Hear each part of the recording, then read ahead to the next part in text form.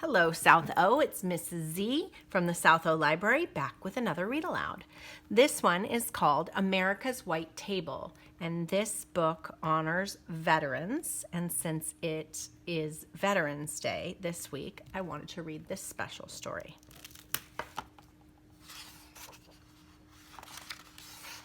America's White Table by Margot Thies Raven, illustrated by Mike Benny. It was just a little white table, but it brought tears of pride to my Uncle John's eyes the Veterans Day he came for dinner and stood by it, set for one person, even though nobody would be eating at it. It was just a little white table, but earlier that day, Mama had told Gretchen, Samantha, and me the little table we were setting for Veterans Day was just like the ones that have stood across America in the dining halls of the Army, Navy, Marine Corps, and Air Force since the Vietnam War ended. The tables honor the men and women who serve in America's armed forces, especially those missing in action, our MIAs, and those held prisoner of war, our POWs. It was just a little white table, but it felt as big as America when we helped Mama put each item on it, and she told us why it was so important. We use a small table, girls, she explained first, to show one soldier's lonely battle against many. We cover it with a white tablecloth to honor a soldier's pure heart when he answers his country's call to duty. We place a lemon slice and grains of salt on a plate to show a captive soldier's bitter fate and the tears of families waiting for loved ones to return, she continued. We push an empty chair to the table for the missing soldiers who are not here. We lay a black napkin for the sorrow of captivity and turn over a glass for the meal that won't be eaten, she said. We place a white candle for peace and finally a red rose in a vase tied with a red ribbon for the hope that all our missing will return someday. Mama finished speaking as sunlight spilled on the table and filled the overturned glass. It was just a little white table, but it suddenly made me want to burst with a feeling I couldn't explain when Mama told us how much our setting the white table would mean to Uncle John that night. She told us something we didn't know. Our Uncle John, who gave us big bear hugs and spun us with airplane twirls and called me his Katie girl. He was a POW in Vietnam before we were born. It was just a little white table, but it gave us the courage to ask Mama what happened to Uncle John in Vietnam. She quietly told us his story. When Uncle John served in Vietnam, he was sent on a rescue mission and his helicopter was shot down behind enemy lines, she began.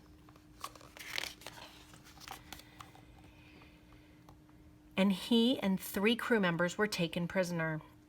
One crew member named Mike had serious wounds from the crash, but Uncle John and the other men tried to help Mike get better and persuaded a guard to bring Mike medicine. Then one day when a guard looked away, Uncle John and the others had a chance to escape, but Mike was still too sick to go. So Uncle John stayed behind because he wouldn't leave a fellow soldier alone so far away from home. But how did Uncle John get free? We asked Mama. Sometime later, Uncle John had a chance to escape again, and somehow he was able to take Mike with him, carrying him on his back and collecting just enough rainwater and big leaves to keep them alive until Uncle John found an American infantry unit to help them. But even though Uncle John did everything he could to bring Mike home alive, Mike's wounds were just too serious, and he died before the rescue helicopter landed. I know that Mike was only 20 years old and he dreamed of playing football, but he loved America enough to give his life for his country when duty called. And I know how much Uncle John loves America too, but he learned when helping Mike that a soldier risks his life for a fellow soldier, because the best of your country lives in every man and woman who would lay down their life for you too. It was just a little white table, but it needed words of gratitude, like Mama's Thanksgiving meal. So before Uncle John arrived for dinner, Gretchen and Samantha and I decided to put 3 gifts of our own on the table to honor our veterans. Gretchen colored pictures of all the objects on the table, and Samantha wrote out the words of "My Country 'Tis of Thee" as a tribute in song. But I didn't know what I, a 10-year-old girl, could ever put on the table that was as important as each veteran's gift of freedom to me. It was just a little white table. But I looked at it all dinner long, and in the quiet inside me, I could almost hear the silent soldiers of the empty chair saying, "Remember us, please. We are real people like your Uncle John and Mike, who left families and friends, homes and dreams of our own to protect your birthright of liberty from disappearing as easily as sunlight from a glass." It was just a little white table. But it took my words away when I hugged Uncle John goodnight and wanted to thank him for serving our country so bravely. So I just hugged him even harder and told him I loved him. Uncle John hugged me back even harder than I hugged him. And that's when I knew what I could put on the table. My promise to put the words from my heart into a little book about America's white table. And in the book, I'd used Gretchen's pictures and Samantha's song and Mama's story about Uncle John and his friend Mike, because I hoped that everyone who read it would set a white table on Veterans Day too, so the brave Americans the little table honors wouldn't ever feel forgotten by the country they loved so much.